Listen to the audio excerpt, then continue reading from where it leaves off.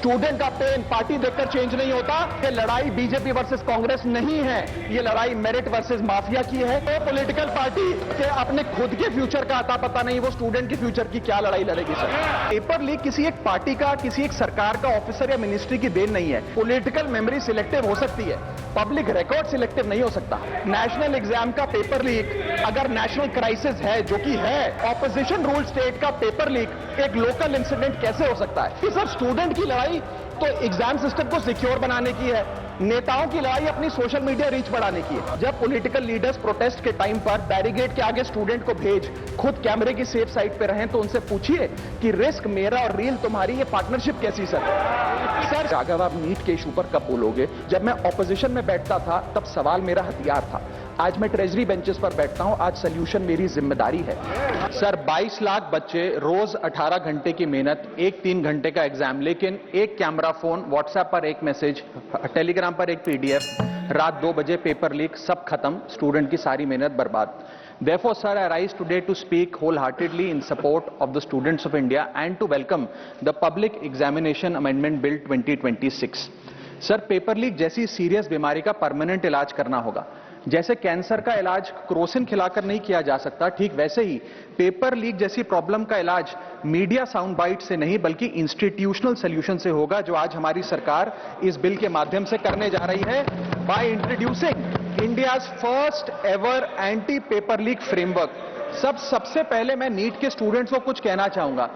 आपका गुस्सा जस्टिफाइड है, आपकी पेन रियल है, और आपको एग्जामिनेशन सिस्टम से जो कंप्लेंट है वो कंप्लेंट भी जेन्युइन है।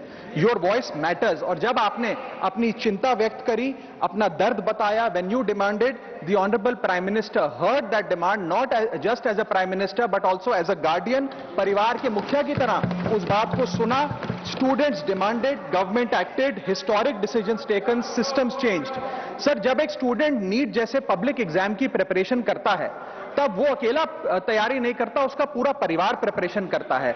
मां अपनी छोटी छोटी जरूरतें रोक देती है, घर का बजट कम करती है, पिता फैमिली की सेविंग्स को कोचिंग फीस, रेंट और टेस्ट सीरीज पे खर्च करता है, फैमिलीज को लोन तक लेना पड़ता है, और स्टूडेंट खुद कोटा, जयपुर, चंडीगढ़, दिल्ली, पटना जैसे शहरों में जाकर घर से दूर रहता है, दिन में 18-18 घंटे पढ़ता है, रात 2 बजे तक पढ़ाई करता है और फिर अलार्म लगाकर सुबह 5 बजे क्लासेस के लिए उठ जाता है। परिवार से दूर, कोई सोशल लाइफ नहीं, कोई त्योहार फेस्टिवल नहीं, सोशल मीडिया, फ्रेंड से दूर, और अपनी स्लीप और अपनी हेल्थ से भी कॉम्प्रोमाइज करता है, क्योंकि उसे पता है कि जब वो पेपर लिखेगा तो सिर्फ पेपर नहीं, अपनी फैमिली के लिए एक बेटर फ्यूचर लिखने जा रहा है। और फिर एक दिन एग्जाम की तारीख पर उसे पता लगता है कि 3 साल से वो जिस पेपर की तैयारी कर रहा था, वो पेपर किसी ने पहले ही पैसे देकर हासिल कर लिया, पेपर लीक हो गया। और इस समय सर सिर्फ पेपर लीक नहीं होता, उस स्टूडेंट का मेहनत, उसकी ड्रीम्स, उसकी सेल्फ बिलीफ, उसका ट्रस्ट, उसकी एस्पिरेशंस, ये सब लीक होती हैं और उसकी मेंटल और फिजिकल हेल्थ पे असर पड़ता है। I understand that pain sir, because मैं खुद भारत के अभी कुछ साल पहले ही भारत के एक पब्लिक एग्जामिनेशन सिस्टम का स्टूडेंट रहा, चार्टर्ड अकाउंटेंसी का। And sir because I have spent enough time in this house critiquing the government, I have earned the right to say my next sentence with full conviction and sincerity कि जब बात students की आई, when it came to our students and the youth of India, the government heard, the government actioned and the government delivered. Students का feedback लिया, students की demands को honour किया और ये डेमोन्स्ट्रेट किया कि सरकार स्टूडेंट्स के साथ खड़ी है। जिस उम्मीद के साथ स्टूडेंट्स ने अपनी मांग प्राइम मिनिस्टर साहब के सामने रखी, उस चिंता को, उस दर्द को समझते हुए तमाम एक्शन लिए गए, तमाम स्टेप्स लिए गए, जैसे कि शॉर्ट टर्म और long term steps. Number 1, paper leak के बाद इमीडिएटली री एग्जाम कराया गया ताकि साल बर्बाद ना हो।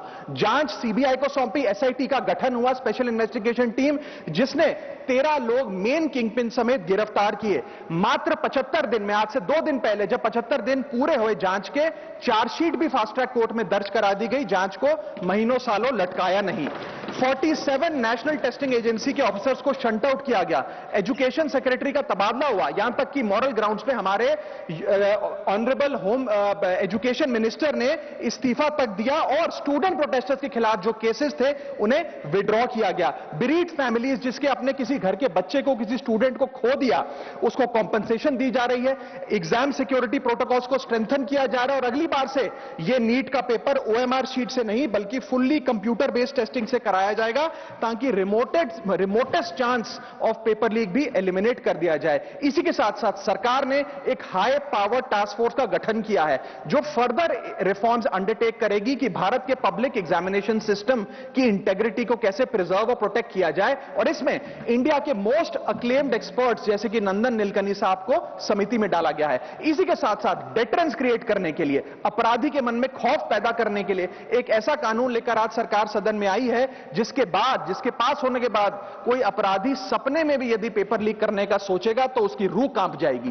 पहली चीज, पेपर लीक को एक इंडिविजुअल द्वारा किया गया क्राइम नहीं बल्कि एक ऑर्गेनाइज्ड सिंडिकेट नेटवर्क द्वारा किए गए क्राइम के तौर पे ट्रीट किया जाएगा, जिसमें इनसाइडर हो, कोचिंग माफिया हो, लॉजिस्टिक वेंडर हो, प्रिंटिंग प्रेस हो, सॉल्वर गैंग हो, एग्जाम ऑफिशियल्स हो, सब पर कार्रवाई होगी। सबको दोषी करार देने के बाद, गिल्टी करार देने के बाद 10 साल तक की जेल होगी और 10 करोड़ रुपए तक का जुर्माना लिया जाएगा।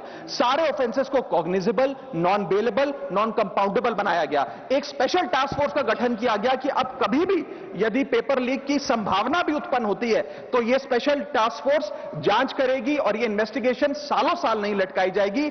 2 महीने के अंदर अंदर से इस इन्वेस्टिगेशन को कंप्लीट करना होगा। और इसी के साथ साथ फास्ट ट्रैक कोर्ट्स का गठन किया जो ये इंश्योर करेंगे कि इसमें स्पीडी ट्रायल हो, डे टू डे ट्रायल हो, स्पेशल पब्लिक प्रोसिक्यूटर होगा, 3 महीने में पनिशमेंट सुनाई जाएगी। सर मैं बता दूं, हमारे देश में fast track courts heinous crimes के लिए बने हैं, जैसे कि क्राइम्स अगेंस्ट वुमेन, रेप और पॉस्को जैसे अपराध के लिए। आज हमने पेपर लीक को उस हिनियस क्राइम्स की कैटेगरी में ला खड़ा किया है सर। इसी के साथ साथ सर, इंस्टीट्यूशनल और systematic reforms will demonstrate zero tolerance towards paper leak, और इससे भारत की इंडियन पब्लिक एग्जामिनेशन सिस्टम की इंटेग्रिटी को हम प्रिजर्व और प्रोटेक्ट कर पाएंगे। ये सब इसलिए हुआ because sir there is nothing more important than the students and their future.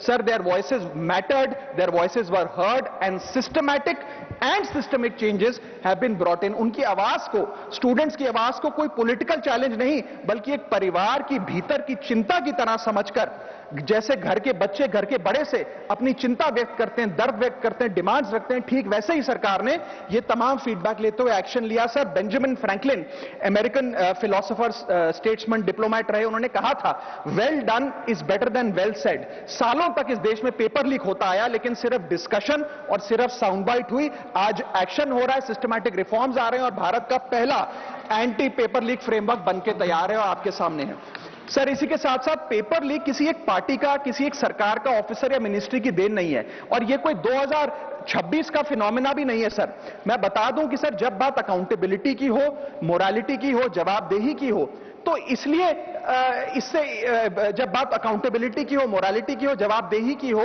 तो सर ये इससे तय नहीं होना चाहिए कि पेपर लीक कौन से राज्य में हुआ, कौन सी मिनिस्टर के अंडर हुआ, कौन सी पार्टी में हुआ, क्योंकि ये एक पैन इंडिया ऑर्गेनाइज्ड क्राइम है, क्रॉनिक डिजीज है। मैं ये बात इसलिए कह रहा हूं क्योंकि 19 जुलाई 2026 को, आज से मात्र 10 दिन पहले, पंजाब के अंदर एक फार्मेसी ऑफिसर रिक्रूटमेंट का एग्जाम हुआ। उसमें मैसिव इरेगुलरिटीज देखी गई, ब्लूटूथ डिवाइसेस के माध्यम से लाइव चीटिंग चल रही थी और चीटिंग सिंडिकेट वो चीटिंग फैसिलिटेट कराने के लिए 13 लाख रुपए का रेट चार्ज कर रहा था।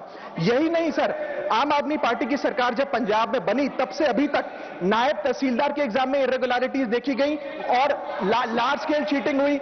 पंजाब स्टेट एजुकेशन बोर्ड में 12वीं क्लास का इंग्लिश का पेपर लीक हुआ, पीएसटीईटी स्कूल टीचर रिक्रूटमेंट का एग्जाम का पेपर लीक हुआ, पीएसएसबी के ग्रुप ऑफिसर के रिक्रूटमेंट का एग्जाम लीक हुआ, एग्रीकल्चरल डेवलपमेंट ऑफिसर के रिक्रूटमेंट का एग्जाम लीक हुआ और एक्साइज और टैक्सेशन इंस्पेक्टर की रिक्रूटमेंट की मेरिट की लिस्ट जब आई तो उसमें फर्जी नाम डाल के जारी कर दिया गया। सर मैं आ रहा हूं, अब मैं कांग्रेस में ही आ रहा हूं।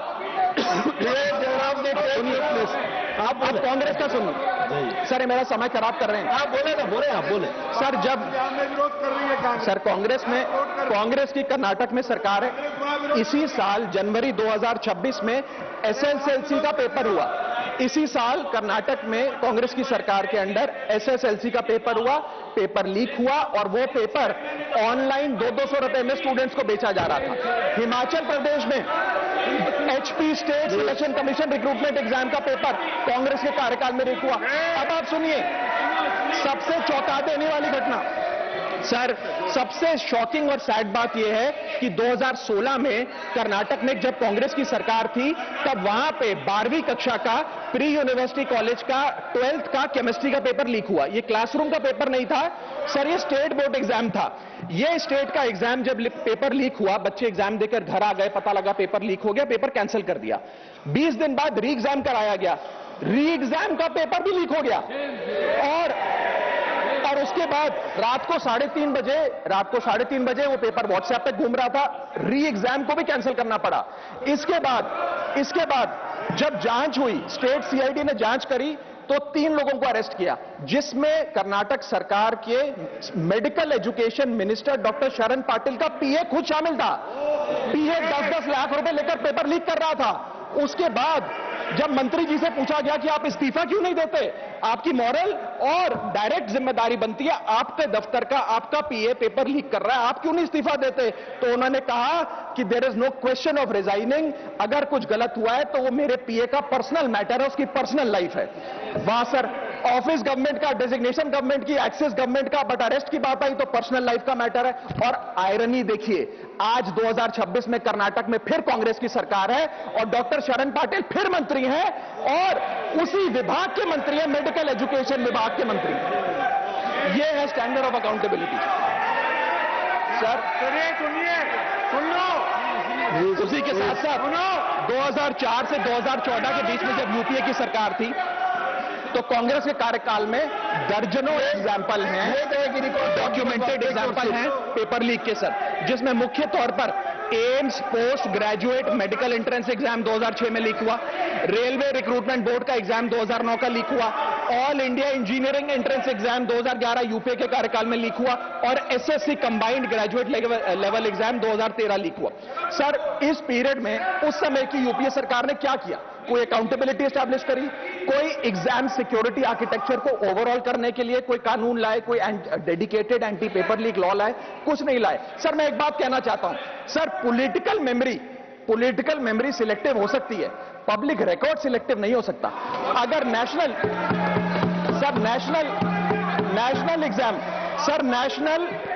एग्जाम का पेपर लीक अगर नेशनल क्राइसिस है, जो कि है, तो सर ऑपोजिशन रूल्ड स्टेट का पेपर लीक एक लोकल इंसिडेंट कैसे हो सकता है? सर, स्टूडेंट में तो फर्क नहीं होता। अगर नीट के स्टूडेंट्स का पेन जेन्युइन है, जो कि जेन्युइन है, तो सर पंजाब के फार्मेसी एग्जाम के स्टूडेंट्स का और कर्नाटक के एसएलसी एग्जाम के स्टूडेंट्स का पेन भी जेन्युइन है। स्टूडेंट का पेन पार्टी देखकर चेंज नहीं होता और ठीक उसी तरह रिफॉर्म और अकाउंटेबिलिटी भी पार्टी देखकर चेंज नहीं हो सकती। अब स्टूडेंट्स के बारे में कुछ कहना चाहता हूं सर। देयर वॉइस मैटर्स, उनकी मांगे जायज हैं। प्लीज सर, स्टूडेंट्स द्वारा प्रोटेस्ट करना, सवाल पूछना, डिमांड रेज करना, कोर्ट जाना, पीसफुल मार्च निकालना, ये सब उनका संवैधानिक अधिकार है और ये करना भी चाहिए। लेकिन सर, स्टूडेंट का प्रोटेस्ट स्टूडेंट का रहे, किसी पॉलिटिकल पार्टी की रैली ना बन जाए, वे अपना माइक किसी को आउटसोर्स ना करे, क्योंकि सर स्टूडेंट की लड़ाई तो एग्जाम सिस्टम को सिक्योर बनाने की है, नेताओं की लड़ाई अपनी सोशल मीडिया रीच बढ़ाने की है। सर, जब पॉलिटिकल लीडर्स प्रोटेस्ट के टाइम पर बैरिकेड के आगे स्टूडेंट को भेज खुद कैमरे की सेफ साइड पे रहें, तो उनसे पूछिए कि रिस्क मेरा और रील तुम्हारी, ये पार्टनरशिप कैसी? सर, स्टूडेंट का मूवमेंट स्टूडेंट के फ्यूचर के लिए है, किसी फ्लॉप पॉलिटिकल पार्टी के कमबैक के लिए नहीं है सर। और जो पॉलिटिकल पार्टी के अपने खुद के फ्यूचर का आता पता नहीं, वो स्टूडेंट के फ्यूचर की क्या लड़ाई लड़ेगी सर? स्टूडेंट्स को जस्टिस चाहिए, पॉलिटिकल पार्टी को फुटेज। स्टूडेंट को एग्जाम सिक्योर करना है, पॉलिटिकल पार्टी को वायरल क्लिप। स्टूडेंट का सवाल फ्यूचर का है, नेता का कैलकुलेशन अगले इलेक्शन का। इसीलिए मैं ऑपोजिशन पार्टीज को कहना चाहता हूं, don't use students emotion for your political promotion. ये लड़ाई बीजेपी वर्सेस कांग्रेस नहीं है, ये लड़ाई मेरिट वर्सेस माफिया की है, मेहनत वर्सेस सेटिंग की है। और सर, एक बात और सर, आज हमारे स्टूडेंट्स पर पढ़ाई का बहुत स्ट्रेस है।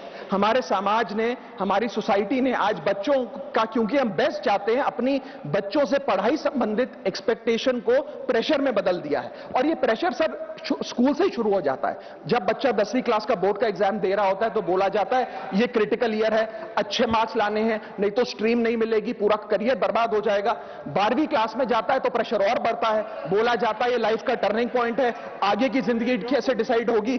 जेई, नीट, सीयूईटी, तमाम एंट्रेंस एग्जाम की तैयारी का प्रेशर अलग। और सर जब कॉलेज पहुंचता है तो एक अलग ही लेवल का प्रेशर होता है। उसको बोला जाता है सीजीपीए ठीक रखो वरना प्लेसमेंट नहीं मिलेगी, ये पूरी लाइफ का सवाल है, करियर का सवाल है। हर स्टेज पर प्रेशर का सिलेबस बढ़ता जाता है, बढ़ता जाता है, बढ़ता जाता है। और ओवरऑल सर इंडिया में कंपटीशन बहुत फास्ट स्पीड पे बढ़ रहा है, लेकिन उसी के साथ साथ कंपैरिजन भी बहुत फास्ट स्पीड पे बढ़ रहा है। सबसे पहले जब बच्चा स्कूल जाता है तो अपने स्कूलमेट्स, क्लासमेट से कंपैरिजन होता है। कोचिंग सेंटर जाता है तो वहां कोचिंग सेंटर के स्टूडेंट से कंपैरिजन होता है। ऑल इंडिया रैंकर से कंपैरिजन होता है। घर आता है तो पड़ोसी और रिश्तेदारों के बच्चों से कंपैरिजन होता है। ये कंपैरिजन मोटिवेशन नहीं सर, प्रेशर और स्ट्रेस में बदलता जा रहा है। सर जैसे 3 इडियट्स पिक्चर में कहा था ना, काबिल बनो, कामयाबी झक मारकर पीछे आएगी, ठीक उसी तरह समाज को, हम सबको, अगर कोई स्टूडेंट चिंतित दिखे, स्ट्रेस में दिखे, उसे कहना चाहिए कि एग्जाम इंपॉर्टेंट है लेकिन तुम एग्जाम से ज्यादा इंपॉर्टेंट हो सर, क्योंकि घर स्टूडेंट का सेफ स्पेस होना चाहिए सर, दूसरा एग्जाम सेंटर नहीं। और एक रैंक सर, एक रैंक रिजल्ट डिसाइड कर सकती है बच्चे का, उसका फ्यूचर नहीं, वैल्यू नहीं, उसकी पूरी जिंदगी नहीं। और अंत में sir, I just take 1 more minute sir, अंत में मैं अपने वेल विशर्स को भी कुछ कहना चाहूंगा जो पिछले कुछ समय से मुझे कह रहे थे कि राघव आप नीट के इशू पर कब बोलोगे, आपको हम सुनना चाहते हैं। मैं बड़ी हम्बली कहना चाहता हूं सर, जब मैं ऑपोजिशन में बैठता था तब सवाल मेरा हथियार था, आज मैं ट्रेजरी बेंचेस पर बैठता हूं, आज सोल्यूशन मेरी जिम्मेदारी है। मैं भी रोज कैमरे के सामने आकर साउंड बाइट दे सकता था, लेकिन मुझे हेडलाइन नहीं सर, मुझे आउटकम चाहिए। और जब मैं ऑपोजिशन में था तब मेरा काम इशू रेस करना और सवाल उठाना था, और पूरा सदन, और आप जानते हैं मैंने वो काम पूरी ईमानदारी से किया। लेकिन आज मेरा रोल कैमरा के सामने अटेंडेंस लगाने का नहीं है, मेरा role is, my focus is to fix the system. इसीलिए मैंने अपने आप से एक वादा किया, I made a promise to myself कि मैं इस मुद्दे पर पार्लियामेंट में बोलूंगा, और उस दिन बोलूंगा जिस दिन हम प्रॉब्लम सॉल्व कर रहे होंगे, सोल्यूशन लेकर आएंगे, when the system is getting fixed, and today is that historic day when the system is getting fixed.